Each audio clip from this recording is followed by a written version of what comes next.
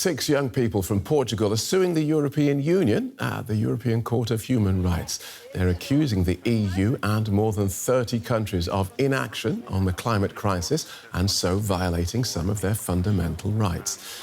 There have been similar cases around the world on a regional or national level, but this is the first involving several countries at once. The activists and their supporters are in Strasbourg, where the hearing opened today.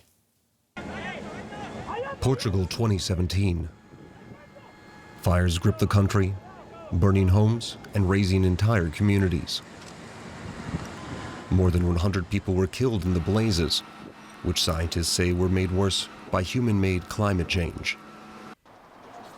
Scenes like those were what motivated 6 youths in Portugal to sue 32 nations for violating their human rights. When I realised our rights were being violated because of climate change, I thought this is going too far. The group's lawyers intend to argue that the climate crisis threatens their clients' rights to life, privacy, and to be free from age discrimination.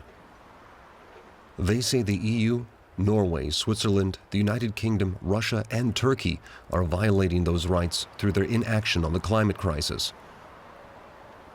They're hoping pressure from judges at the European Court of Human Rights will compel countries to set higher emissions targets and cut the production and use of fossil fuels. What I expect from governments is that they take climate action for something that is real. This is the main problem because it's infringing on our human rights. The activists hope the case will inspire other young people to raise their voices and force governments and companies to listen. Let's get more from our correspondent Rosie Burchard in Brussels. Welcome, Rosie. So the case opened today. How will it proceed? Dozens of lawyers in the courtroom as the European Court of Human Rights starts to hear the legal arguments in this, what is really a landmark case brought by these young people aged between 11 and 24 and supported by the non-profit group, the Global Legal Action Network. Now, these young people are coming to court with arguments about what they say is a risk to their health, prompted by climate change, because they say wildfires in Portugal, they argue, are directly caused by climate change. They're talking about risks to their health, for example. They've brought arguments about respiratory illnesses, about disruption to their sleep. And they say that this is impacting on their right to life, which is enshrined in the European Convention on Human Rights. But they're also bringing an argument about discrimination, because they say as children and young people, their generation is particularly affected by the impact of climate change. Now, after this hearing, judges at the European Court of Human Rights will deliberate. We don't have an exact timeline on when they will come to a decision, but it's likely, or expected at least, that could be sometime in the first half of 2024. And what is at stake for the EU and for the 30-odd governments involved?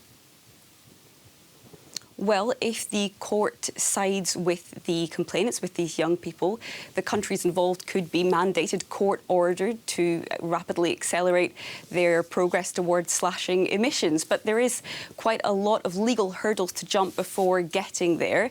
The countries involved have been arguing not only that they are taking action against climate change, but also they're bringing a lot of technical legal arguments, for example, about whether or not the court has the appropriate or right jurisdiction to actually hear this case. And one thing they're bringing up is that usually for a case to reach the European Court of Human Rights, national legal remedies would have had to be exhausted. So complainants would have had to bring a court to their national jurisdiction and there before it would get to this top court in Strasbourg. That's not happened in this case. So it will, of course, be down to judges to decide.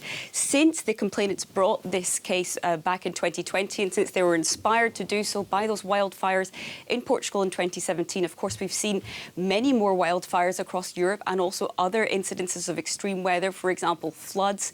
So that certainly has gone some way to focusing governments' minds in terms of addressing climate change. But certainly those activists in court today and many others would say that EU governments simply have not yet done enough. Thanks for that, Rosie. Rosie Burchard in Brussels.